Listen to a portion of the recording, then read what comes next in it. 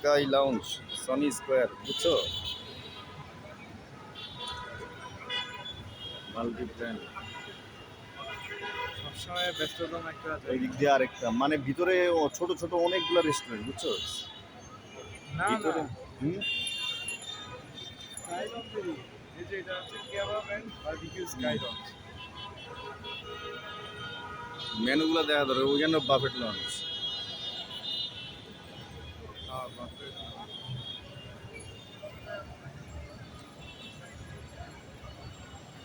ওইটাও হবে, ওই যে ওই বিল্ডিংটা আছে না, হ্যাঁ হ্যাঁ। ওইটাও হবে। এই যে বিল্ডিংটা মল্লিক, ওইটাও ইয়ে হবে। এইগুলোর লাইট আবার জ্বলতেছে না।